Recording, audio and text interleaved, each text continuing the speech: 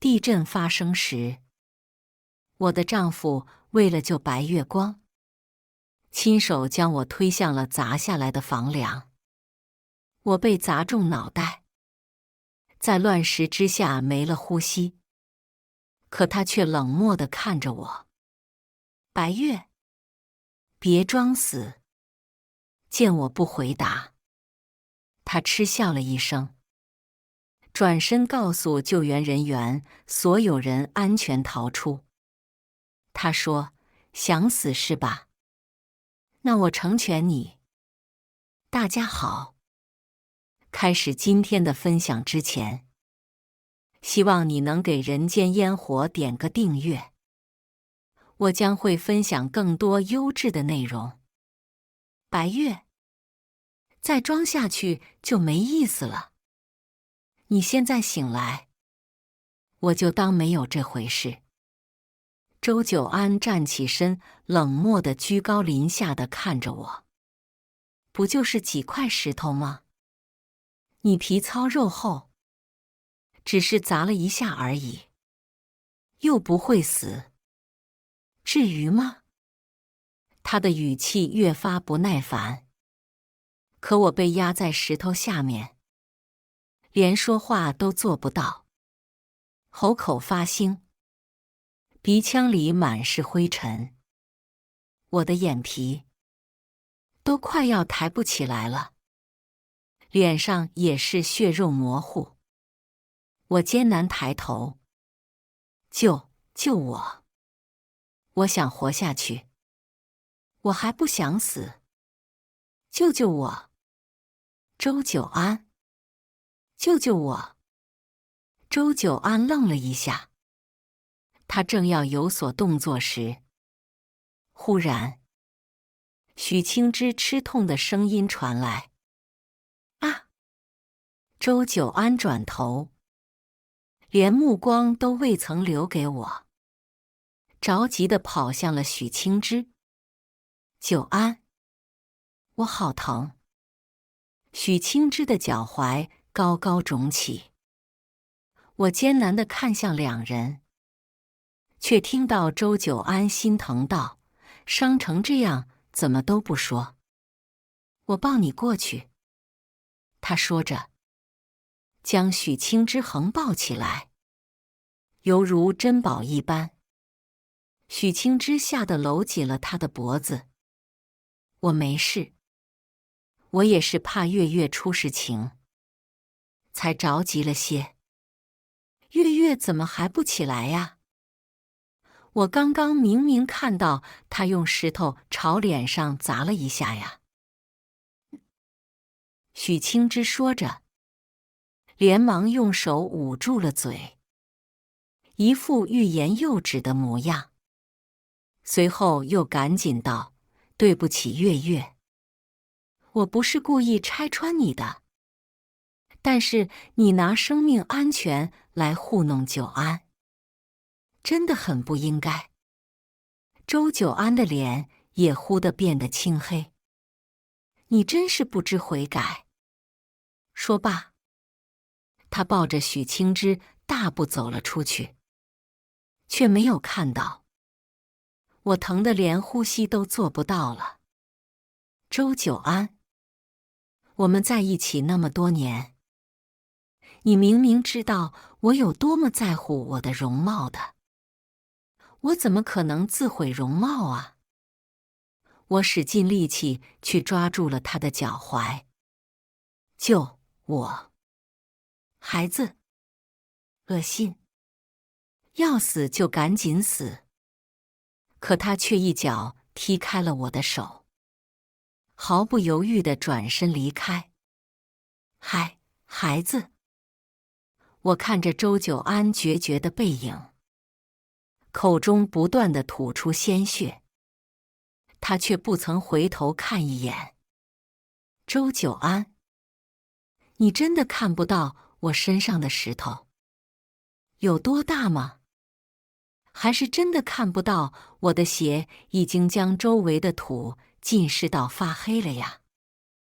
我知道，你不是看不到，你只是不在乎罢了。可是，我真的好想活下去啊！我的孩子，他才在我的肚子待了2个月不到，他还没有感受到母爱，却没有机会来看这个世界一眼了。我死了，死前，过去发生的一切犹如走马灯般晃过。我想起了我这不该的一生，我不该爱上周久安的，不该的。这样，我也不会害死我的孩子。周久安、许清之是从小一起长大的朋友。我暗恋周久安，可他俩却互相喜欢。就在我决定出国放弃他时，许清之主动找上了我。他哭着求我将出国名额让给他。为了出国名额，他选择放弃周久安，而我为了周久安，也为了和许清之的那点友情，选择放弃出国名额。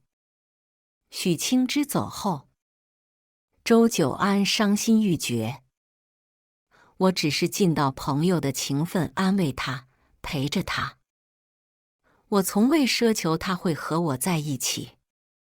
可是他跟我表白了。他说，他爱上了我，还跟我求了婚。我以为我终于苦尽甘来。可3个月前，许清之回国。他说，当初是我逼他离开的。多可笑啊！这样蹩脚的理由，周久安信了。这里还有人。回忆突然被打断。一个救援人员朝着其他人大喊。就在他们要跑过来的时候，周久安拦住了他们。他微微拧眉。他是装的，他没受伤。我检查过的。呵，我的灵魂飘在周久安的身前。我看着他面不改色的撒谎，忍不住笑了笑。明明是笑，可眼泪却落了出来。但凡他真的检查过，或许我和我的孩子也还有机会活着吧。我看着他那张爱了那么多年的脸，在这一刻，竟然犯了恶心。救援人员愣了一下，随即怒斥道：“他被那么多石头压着，只剩了个脑袋垂在地上。你管这叫没受伤？”他说着，赶紧朝我的尸体跑了过去。不过几秒，就有医护人员惊呼：“失血过多，生命体征微弱，必须马上送医院！快，大家快来帮忙！”我看到周久安的脚步顿了顿，他的脸上有片刻的慌张。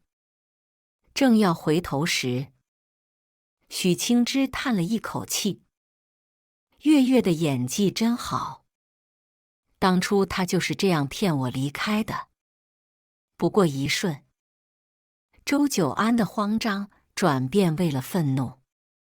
我倒希望他是真的死了。晦气！我的灵魂一直跟在周久安的身边。我看到他一路都在咒骂我，可是对着许清之时，又变得那么温柔。他亲自给他上了药，他虔诚地揉着许清之的脚踝，如同他的圣徒一般。久安，我没事了，你别担心。许清之笑着同他撒娇。不过，也不知道月月怎么样了。周久安冷哼一声，都怪白月。如果他快点给你挡住那块石头，或许你就不会受伤。闻言，我的心猛然一痛。这时，周久安的电话响了。周先生您好，请问您是白月的家属吗？对面的声音传来。白月女士抢救失败，已经离世，请您来人民医院领走遗体。又来了？什么？对面似是不解，可还不等他说什么，周久安直接挂了电话，随后恼怒地把手机摔在了沙发上。他真是有病！周久安怒骂了一声，联合别人演戏给我看。看来是我这2年把他惯坏了。许清之脸色微变，他柔声安慰：月月使尽手段，好不容易和你在一起，可能是因为我在，他有危机感了吧？也是我不好，让他心里不舒服了。我这就去跟他道歉，让他回来。说着，他的眼泪就要落了下来。周久安连忙抱住了他：不是你的错，该滚的人本来就是他。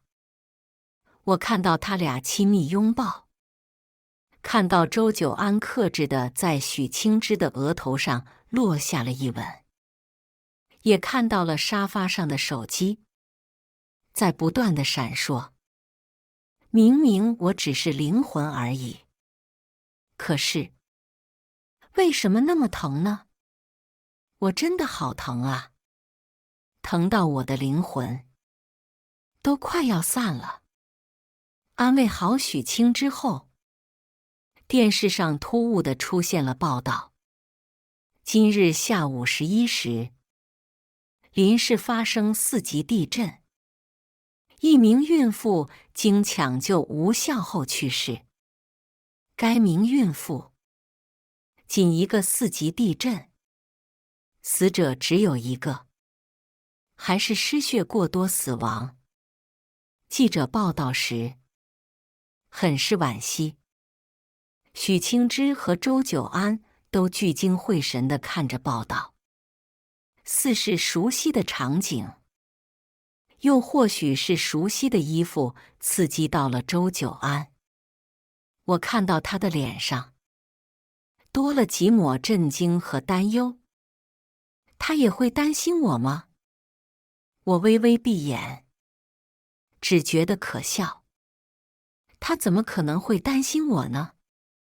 怕是看到我死了，他还会高兴地大笑吧？不是他。周久安恍惚了一下，忽地拿起了手机，可就在要拨过去的时候，他却又停住。不是他，她没怀孕。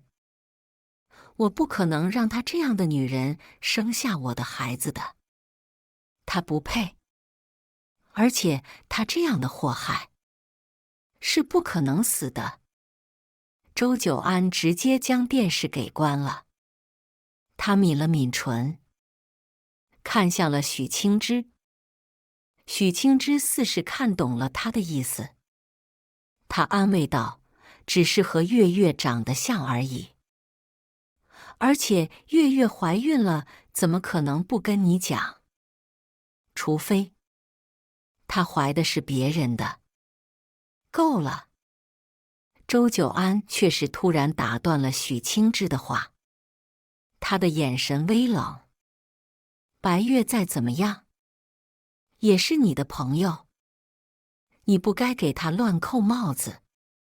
这是他第一次跟许清之说这么重的话。可很快，在他眼泪掉下来时，他还是心疼了。抱歉，我今天被白月弄得有些头疼，不是怪你的意思。芝芝，你先休息吧。他起身回了房间，而我想挣脱这里，可不管我怎么做，我都不能离开周久安太久。无奈之下，我只能在房子里转悠。许清之没有离开，而是一瘸一拐地进了厨房。很快，他就做好了一碗面给周久安端去。进去时，周久安似是在做梦，我好像听到了他在叫我的名字。我不明白，他为什么会叫我的名字。而那一刻，许清之的脸上也闪过了一丝愤恨，但很快就掩饰了下去。随后便温柔地叫周久安起来吃东西。好吃，谢谢你芝芝，比白月做的好吃多了。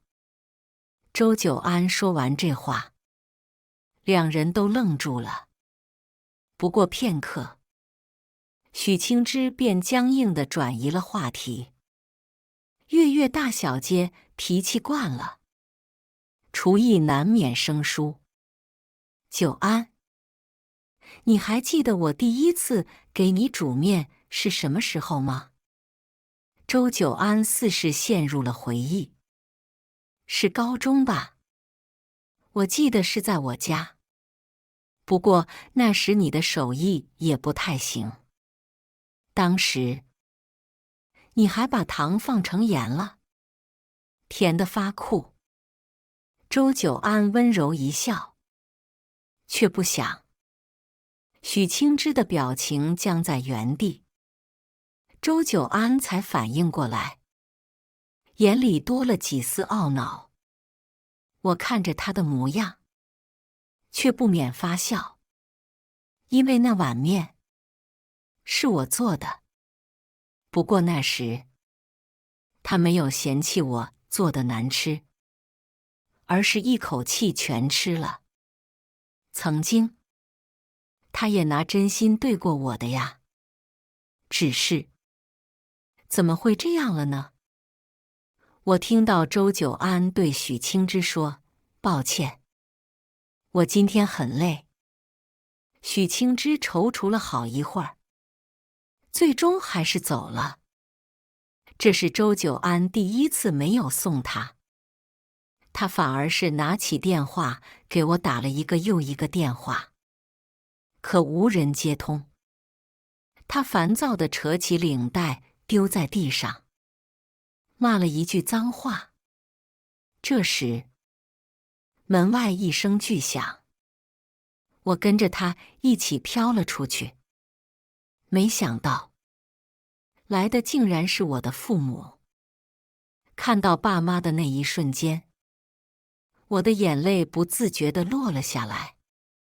爸妈，我叫他们，可是他们再也听不到了。该死的畜生！我爸看到周久安，狠狠地给了他一巴掌。你害死了我的女儿！我要打死你！你可知道，我女儿她还怀了你的孩子啊！你这个畜生！你怎么那么心狠？周久安被打懵在了原地。好一会儿，他才不敢置信，哆嗦着问道：“爸妈，你们是在陪月月演戏对不对？你们别演了，我是不会信的。”周久安一路跌跌撞撞着闯进医院。他终于明白那通电话不是我请人来演戏的。可他不是恨不得我去死吗？现在这副模样，是做给谁看的？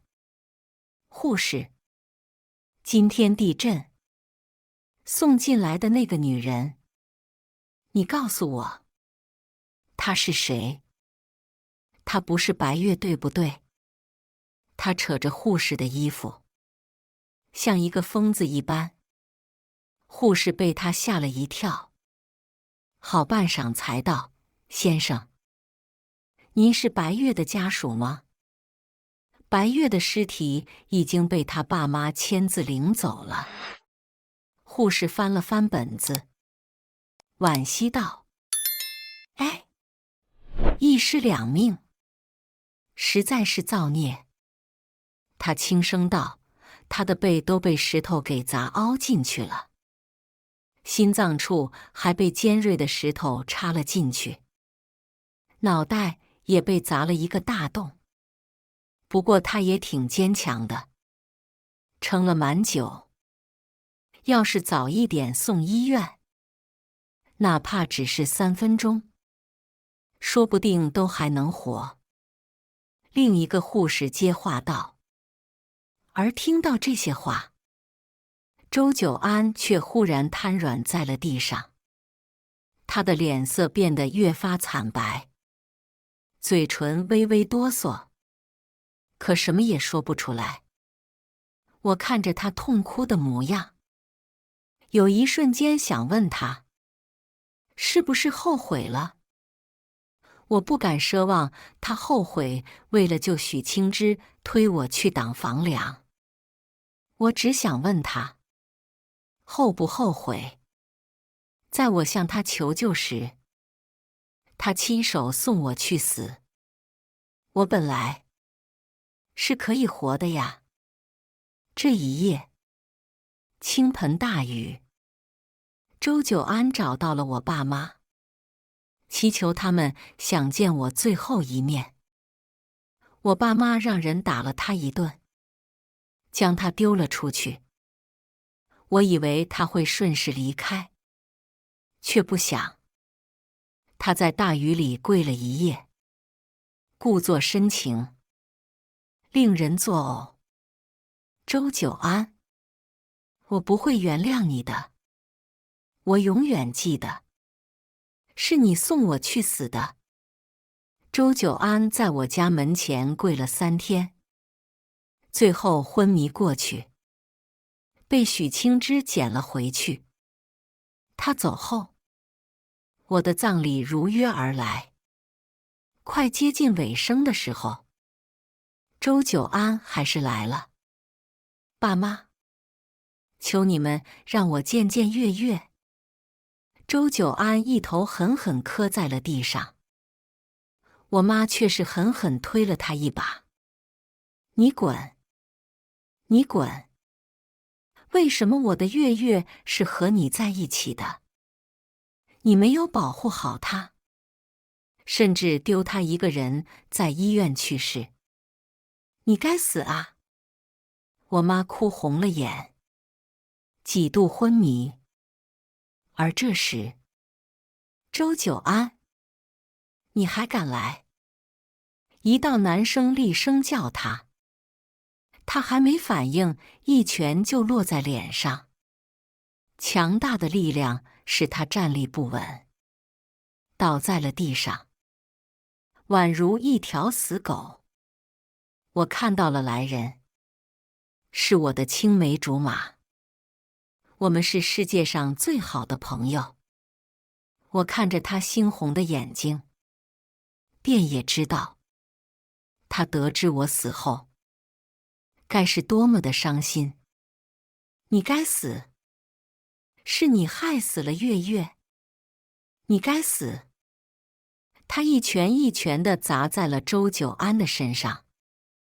许清之在旁边拦不住，只能尖叫，可他却也不敢替周久安抵挡1、2。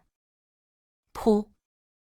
不过几分钟，周久安一口老血喷了出来。可我只觉得，他活该，他活该被打死。但我不愿，不愿我的好友担上污名。言行，别打了，不值得，真的不值得。我在他的耳边叫他。我不知道他是不是感受到了我的存在，真的停了手。傻子！他红着眼睛哽咽道：“真是个傻子，非得在一棵树上吊死。当初我说给你介绍帅哥，你不要，活该吧？被他害死了。”我垂着眸子，不敢看他。是啊，当初他跟我说，周久安不行，他认识很多帅哥，每个都是他把过关的，人品、家世、相貌都是绝佳。他说要介绍给我，可我不要。我死了心地要周久安，现在也算是应了他的话。我活该吧？可我从来没想过，原来喜欢也会是一种错。打也打够了，出气了，对吗？能让我看一眼月月吗？周久安站了起来，许清之要扶他，却被他一把推开。别碰我！他红着眼睛道：“我要见月月。”你们让我见月月？不可能！言行怒道：“凭什么？她是我的女人，她是我的妻子。”言行看着他这副样子，突然笑了。这里没有其他人收起你的虚情假意吧？白月生前，我心软放他跟你在一起。他死后，我不会再让他重蹈覆辙。放完狠话后，言行走进了里屋，跪在了我的生前。作为朋友和哥哥，没有保护好你，是我的错。我伸手想安慰他，不是他的错，是我识人不清。可他听不到，我也无法阻止他愧疚。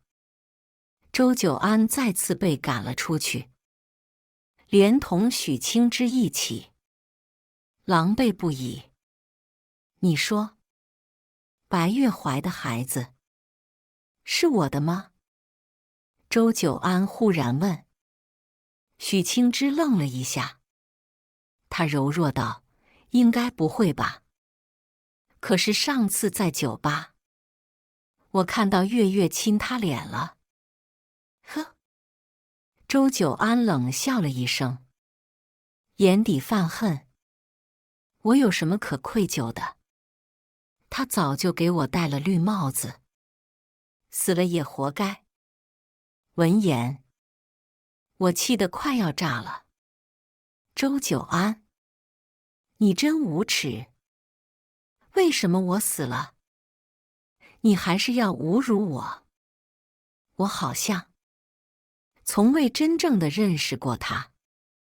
周久安带着许清之离开了，我不想跟着他，可不知为何，我还是被迫跟在了他的身边。回到别墅后，许清之心疼地给周久安擦药。久安，我知道你重情义，可是月月的死，错不在你，谁也不知。许清之话还未说完，周久安突然吻上了她的唇，两人缠绵。周久安说，他早就背叛我了，我为什么要替他守身如玉？我深吸了一口气，转过身没看。我没有心痛，也没有不甘，我只是为我自己不值。这样的男人，为何直到我死后，我才终于看清，干柴烈火，一点就着。我没有官人床事的癖好，飘在了远处。没一会儿，两人就完事了。我以为还会缠绵，却不想许清之愤怒地走了出来。白月，白月，又是白月，他都死了，为什么还无处不在？我不明白，也不想理会这些话是什么意思。我死后的第4天，我的灵魂又透明了一点。翌日，周久安醒来后，表情有些奇怪，但他很快便走出了房间。他点了外卖，是包子和豆浆。我不爱吃这些了。许清之似是在生闷气。为什么？许清之淡淡地说，国外没有这个东西。戒了。国外也没有我。你是不是也戒了？他慢慢抬起头。许清之答不上话来。周久安忽然道，我昨天梦到白月了。是18岁的白月。他看着许清之，轻声问道，真的是白月逼你出国的吗？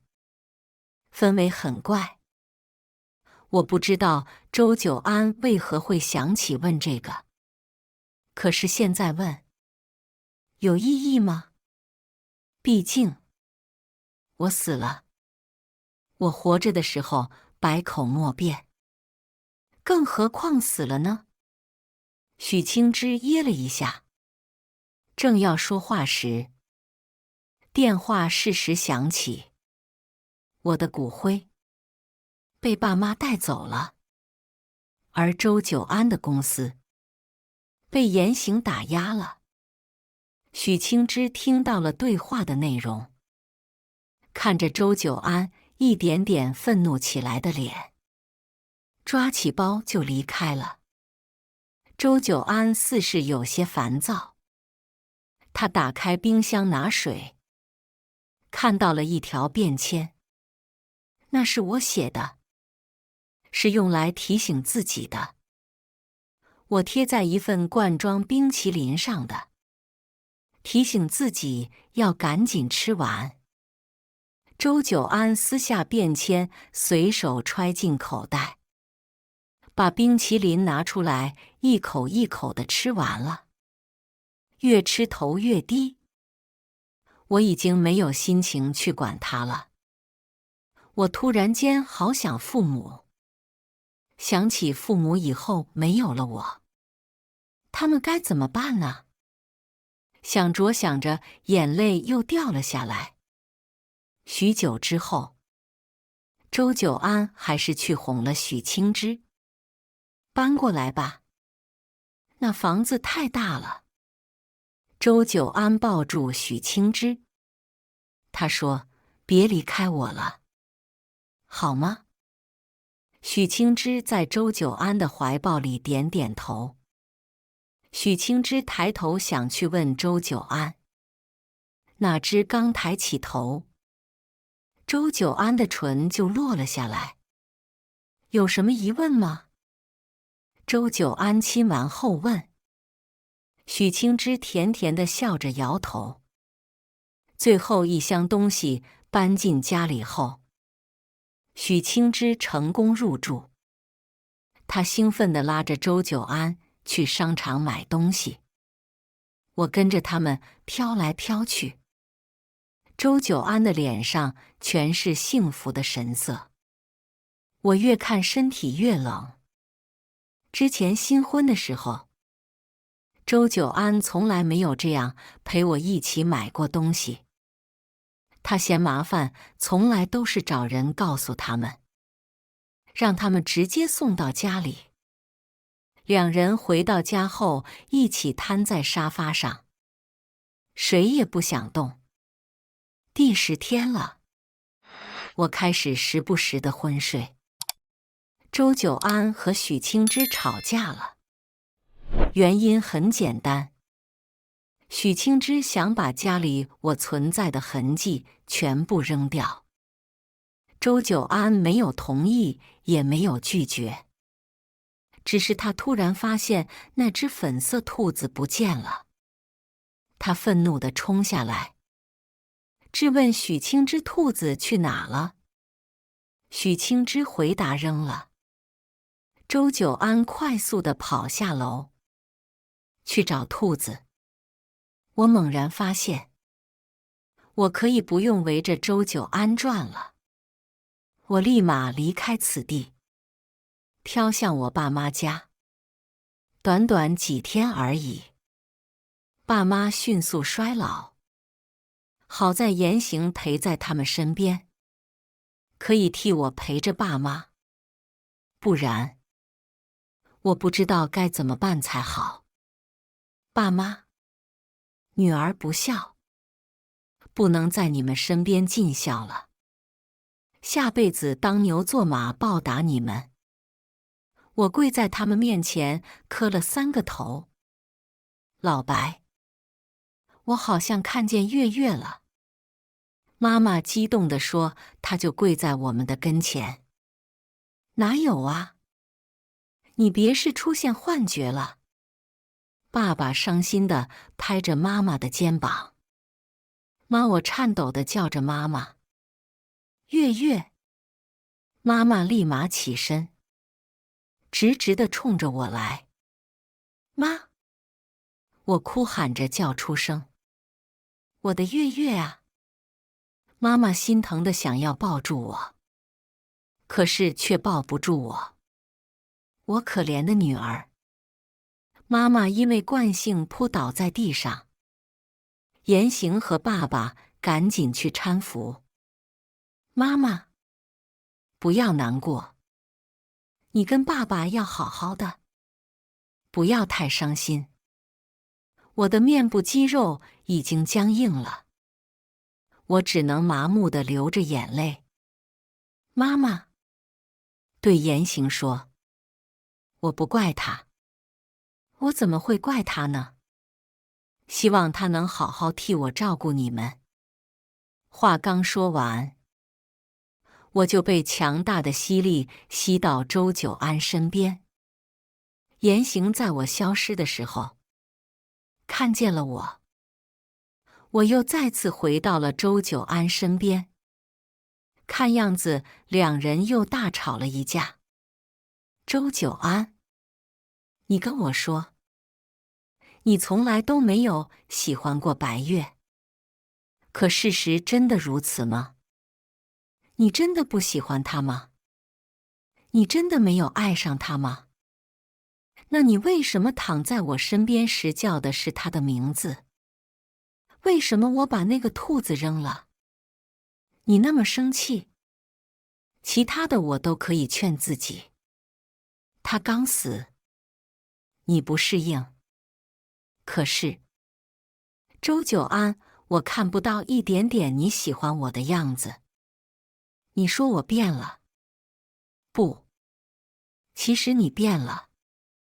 你已经爱上白月了。许清之流着眼泪斥责道。我承认，当年是我去求白月，让他把名额给我的。我当年确实很想出国，但是以你的家境，你可以跟着我一起去的。可是你没有，你没有来找我。许清之突然间觉得好累，我以为白月死了，你就可以轻松放下他。可是，我忽略了一点，如果你已经爱上他了，那我怎么比都是输。我不爱他。周久安无力地辩解。那你又为什么把他找回来？许清之问他。得不到回答。许清之愤怒地离开。周久安颓废地坐在沙发上，看着手里粉色的兔子。还记得这个兔子吗？我轻声地问。我们第一次约会，你帮我赢的。我一直留着的。你这么珍视吗？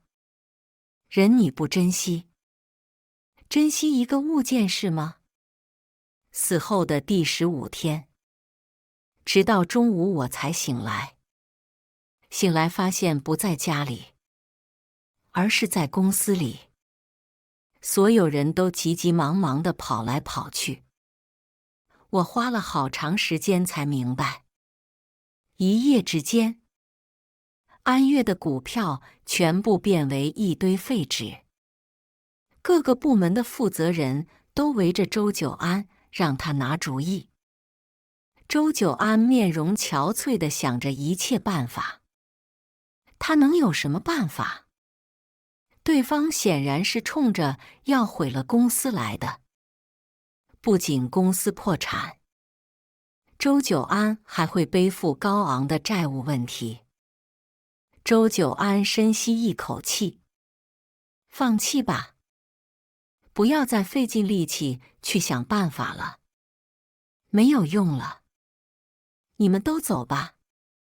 众人都离开后，他坐在办公室中间的地上。白月，我爱上你了吗？我真的爱上了你吗？他眼神涣散地说：“我爱你。”白月，可是我都做了什么呀？我很累地躺在沙发上，没有任何力气说话了。我不知道，我什么时候才能离开？再次睁开时，天已经黑了。周久安跪在我的墓前，我的墓已经被迁走了，只剩一个空的壳子在这。言行就在此刻来了。我的公司、房子、车子，你都已经拿走了，你还来这做什么？周久安怀里抱着那只粉色兔子，嘲笑你啊！让你记住，你拥有的这些都是谁带给你的？周久安，你可别轻易死了，我也不会让你随意的去死。言行说完就离开了。我就坐在空白的墓碑之上，居高临下的看着他，就像弥留之际，他居高临下的看着我一样。周久安，装什么悔恨呢？我轻声细语地说。周久安立马抬头，白月，是你吗？他立马起身，四处寻找我。此时天已经黑了，我也近乎看不见了。不用找我了，我就在这里。我语气懒懒地说。白月，对不起我。周久安一时不知道该说些什么。我累了，没有力气去深究这些了。我只是想问你，为什么要在失去后才知道珍惜？当年许清之离开后，你真的伤心吗？还是不甘，还是愤恨？我死后，你又为什么跟许清之在一起后又想着我？跟我在一起的时候又想着许清之？你这样的人注定孤独，什么都得不到。对不起，我知道错了。周久安像个犯错的孩子。你现在跟我道歉也没有用了，我马上就要消失了。等到太阳升起，就是我真正消失的时候。我预感，待我真正释怀的时候，我就会离开了。其实，也不是释怀，只是我真的认清了。白月，我后悔了，我真的后悔了。我不应该丢下你不管的，我应该先把你救出来的我。